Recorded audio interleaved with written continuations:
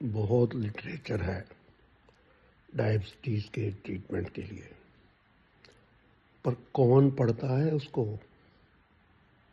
हर एक मोटा सा आदमी आपके पास आया या पेशेंट आई जिसका HbA1c 6.3 है और ब्लड शुगर फास्टिंग 120-25 है, PP 140 है, तो आप क्या बोलोगे? यही बोलोगे ना यार, लाइफस्टाइल अरेंजमेंट करो, थोड़ा करो, भागा करो, कम खाया करो। पर कैसे खाएगा वो 40-45 साल का आदमी?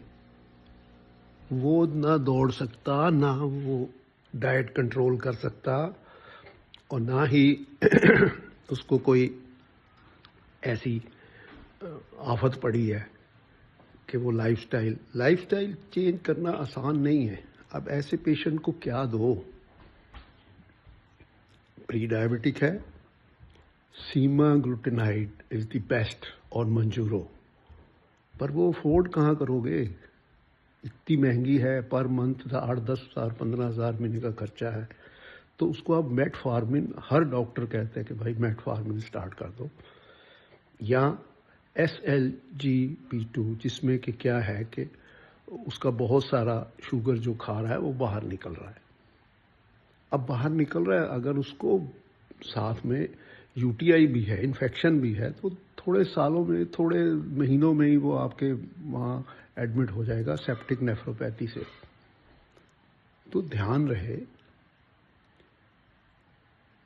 अब उसका शुगर नॉर्मल है भाई, पर उसका पेट तो बढ़ा हुआ है 40 सेंटीमीटर से उसका पेट, या लेडी का 35 सेंटीमीटर की बजाय 40 सेंटीमीटर है, आदमी का 40 की बजाय 45 इंच है। सेंटीमीटर इंच मतलब 100 सेंटीमीटर इन मैन और 80 सेंटीमीटर इन लेडीज इसे।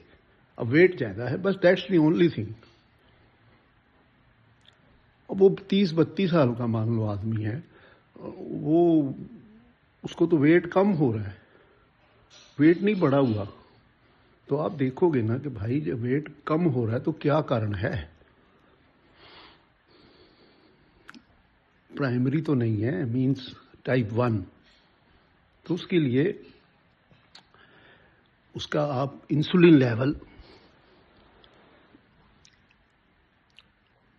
चेक करोगे, anti-GDA एंटीबॉडीज जो कि बीटा सेल के अगेंस्ट पैदा होती हैं। हाँ, शुरू में बच्चा पैदा हुआ है, कोई बात नहीं, ठीक चल रहा है, ऐसा उसके बीटा सेल खत्म हो जाते हैं, और by the time 10 years 20 years something like that उसको पूरा खत्म हो गया। और उसको तो हम इंसुलिन देंगे ही देंगे।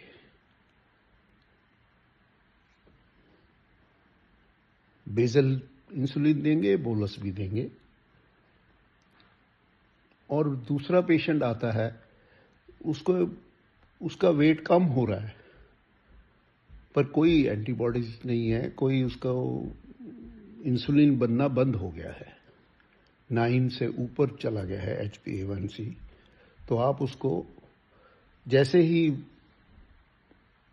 इंसुलिन थोड़ा एकदम स्टार्ट कर दोगे, DPP4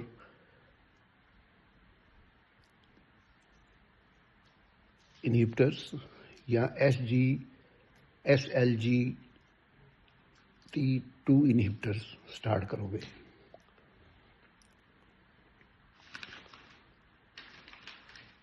अब कुछ हमने लिख दिया है नीचे, ये आप पढ़ सकते हो और रिफ्रेश कर सकते हो। हर पेशेंट का ट्रीटमेंट डिफरेंट है। अब हाइपोग्लाइसीमिया हो रहा है किसी में, तो हाइपोग्लाइसीमिया मीन्स अब उसको जो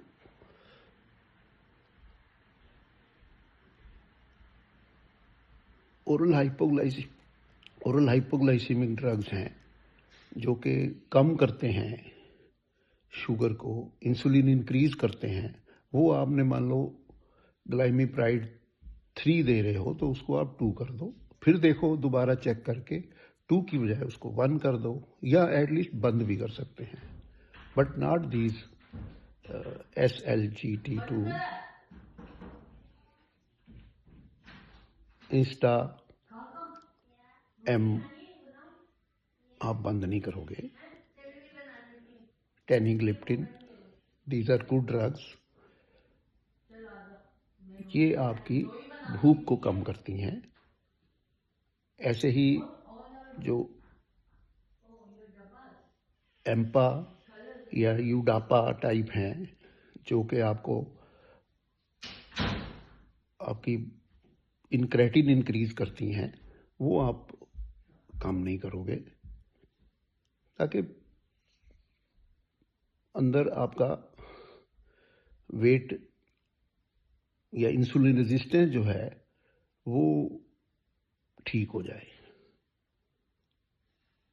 तो जिस हिसाब से वो पेशेंट को चेक करोगे कि इंसुलिन रेजिस्टेंस है या इंसुलिन ही ख़त्म हो गई है, तो उस हिसाब से आप ट्रीटमेंट करोगे। Thank you.